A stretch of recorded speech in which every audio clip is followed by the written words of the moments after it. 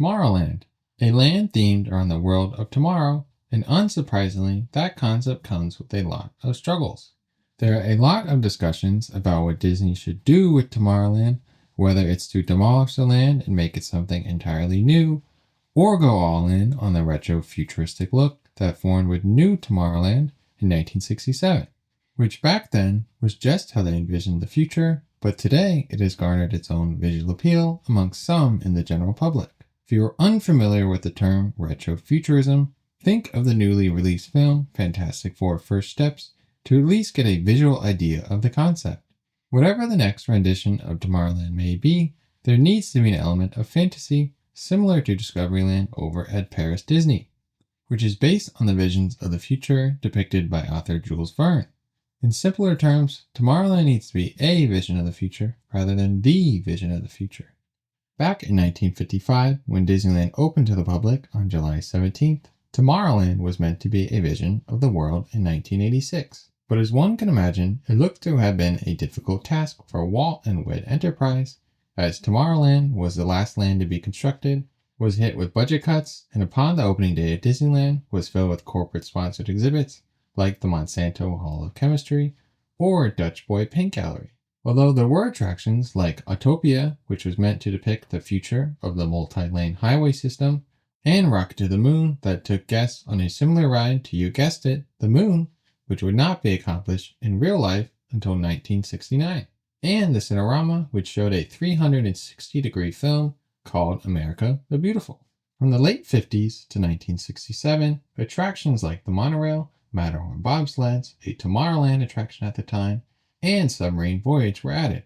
In addition, sponsored exhibits remained a part of Tomorrowland, like the Monsanto House of the Future, which showcased a variety of household technologies, and 10,000 Leagues Under the Sea, displaying sets and props from the Disney film. Even if this early version of Tomorrowland did not successfully depict a vision of the world in 1986, the land would undergo an overhaul which opened in 1967. Going back to what I mentioned previously, Tomorrowland during the late 1960s and 70s was a very optimistic and atomic view of the future, which today we refer to as retrofuturism. In 1967, additional attractions were constructed like Adventures Through Inner Space, which shrunk guests down to the size of a molecule and then eventually an atom. The People Mover took guests on a sightseeing tour around the land, the rocket jets propelled riders high above the ground, and the Carousel of Progress was taken from the 1964 World's Fair and showcased a family learning about the wonders of technology starting in the early 20th century. Later in the 1970s, Space Mountain would open, taking guests on a high-speed journey through space. But in the 80s and 90s, the vision of the future was moving away from the vision in the 50s and 60s, so Disney did what it felt like it had to do and upgraded it, which ultimately gets back to everyone's question. What do you do with Tomorrowland if the future is ever changing? The answer might already be in the land itself. Before I get too ahead of myself, the inspiration for this video comes from a recent video by Offhand Disney, which I've linked in the description below if you're interested. If you're watching this, you probably already know who Offhand Disney is, but in case you don't, make sure to go check him out. In his video, he discusses the potential likelihood of a Fantastic Four themed overhaul for Tomorrowland at Disneyland, which would bring a fantastical approach to the already somewhat retro-futuristic look of that land. Using evidence like the recent success of the film, the fact Kevin Feige, president of Marvel Studios, said in an interview that Tomorrowland was an inspiration, the Fantastic Four members themselves showing up in Tomorrowland and not Avengers Campus, and of course, above all, Disney loves intellectual property in the parks these days. There's more in that video, so make sure to go check it out. But it got me thinking, what if this happened over at Magic Kingdom in Florida? I started going down a rabbit hole that revealed to me that the Fantastic Four aren't showing up in two castle parks, Tokyo Disneyland and Magic Kingdom. Pretty odd, right? Then it dawned on me that another Disney movie is releasing this year, Tron Ares, and which two parks have Tron Light Cycle Run? You're darn right! Tokyo Disneyland and Magic Kingdom. So, if Tron Ares is successful, could we see a Tron-themed overhaul to Tomorrowland in these parks? Are we already seeing it right now? And would people even want it? All that and more on today's episode.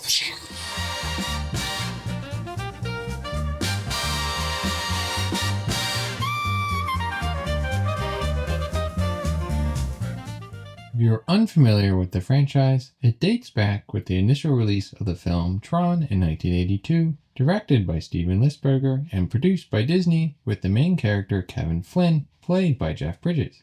The original movie doesn't make a whole lot of sense, but for the purpose of this video, the plot isn't super important, so generally, Kevin Flynn, an ex-employee of Encom, wants to expose Edward Dillinger, who rose up the ranks in the company by stealing Kevin Flynn's gaming prototypes. While hacking into Encom to expose Dillinger, he is transported into a digital world where he is tasked with defeating the evil programs within and the Master Control program, which has gone rogue.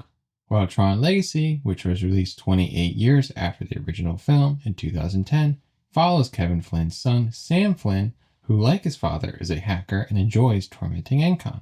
But unlike the original film, Flynn gets transported into the digital world in an attempt to find his father, who he believes is still alive. I won't go into too much more detail in an attempt to keep spoilers out of this video if by chance you haven't seen any of these films. While these two films weren't huge financial successes, the original Tron has become a cult classic, and while I can't say the same for Tron Legacy, it holds a special place in my heart. Although Disney doesn't seem to want to let this franchise die, because Tron Ares releases on October 10th, 2025, and its plot revolves around the digital world invading the real world, when Julian Dillinger, a descendant of Edward Dillinger, creates an AI program to be a super soldier. Now, if you were paying attention, you have been looking at the digital world depicted in the Tron franchise. One filled with dark skies, large dark cities decorated with blue lights, and super cool deadly light cycles. I have struggled to come up with one descriptive term for the world of Tron, but there really isn't much like it. The most similar type of sci-fi world is cyberpunk, which contains similarities like the dark sky and large cities filled with color, but the vibe of cyberpunk is typically seedy, gritty, and not sleek like the world of Tron. For examples of cyberpunk, think the Blade Runner franchise, or for a video game reference, Cyberpunk 2077, which you can tell just by looking at them, they have distinct differences while still being similar. Now that you get the idea of what the world looks like, you might have started to think about how this world would be implemented into Tomorrowland, where you can. Just doing a one-for-one copy of the film Into the Land the way Disney did with Radiator Springs would not work at all. It would be a disaster, and why Tron Light Cycle Run looks like it could fit in the film, but there isn't any structure from the franchise that resembles it. So there would need to be some creative licensing by the Imagineers, which if you ask me is a good thing. It can lessen the amount this new Tomorrowland could feel like an IP land, but would this work? And would Disney front the bill to demolish Tomorrowland to start over, or keep the remaining layout? If you ask me, I don't see a full teardown happening, but what I could see is a large overhaul, with one of the most well-known attractions, Space Mountain, following suit with Tokyo Disneyland and creating a whole new look for it. The concept for the new Space Mountain in Tokyo removed most of the retro futuristic look, other than the homage to the spikes, in order to go more futuristic. The new structure is a large building decorated with blue lights, and the top of the building emanating light out of it, kind of like the arena in Tron Legacy. Tokyo Disneyland seems to be priming for a more futuristic Tomorrowland, and one that looks like it could be eerily similar to Tron. So let's say that tomorrow, get it? Because we're talking about Tomorrowland? Disney decides to announce the closure of Tomorrowland other than Tron to make way for a new Tomorrowland. Space Mountain would get an entirely new structure and an entrance plaza mirroring Tokyo, and during this time, hopefully Disney can get that ride running operate, because man, does it feel like that thing goes down a lot. But if you're listening, Disney, keep that jank in it. And I'm realizing now how silly it feels for me to see jank, but I like the jank despite what other people might say, so keep it in there. But this still leaves the Tomorrowland Midway, is I guess what I'll call it, the Carousel of Progress building, and dining buildings across from Tomorrowland Speedway to be remodeled. With some exterior work to match the updates to Space Mountain, I could see these existing buildings fitting in fine and emulating the cities shown in the films. There's one problem I kept coming back to when imagining a Tron-themed Tomorrowland, and it is that the digital world always has a dark sky. And guess what? Florida has a lot of sun. Wait, what is that? Wait, don't zoom in on that. Is that the digital world with sun? Does that mean Disney has thought the same thing as me and wants to see the people's reaction are to it? And also if it looks good in the movie? Probably not, but what a coinky-dink. But Disney, as much as I wish it could be, isn't just about walking around and staring at things. There are rides, shows, characters, and much more. The current lineup of attractions are Monsters Inc. Laugh Floor, Buzz Lightyear Space Ranger Spin, Astro Orbiter, the Tomorrowland Transit Authority People Mover, Walt Disney's Carousel Progress, Space Mountain, the Tomorrowland Speedway, and Tron Light Cycle Run. I'm going to take some liberties with potential changes to the current lineup, foregoing realistic options for fun ones, because hey, this is just a YouTube video, so you should have some fun imagining what Tomorrowland you'd like too.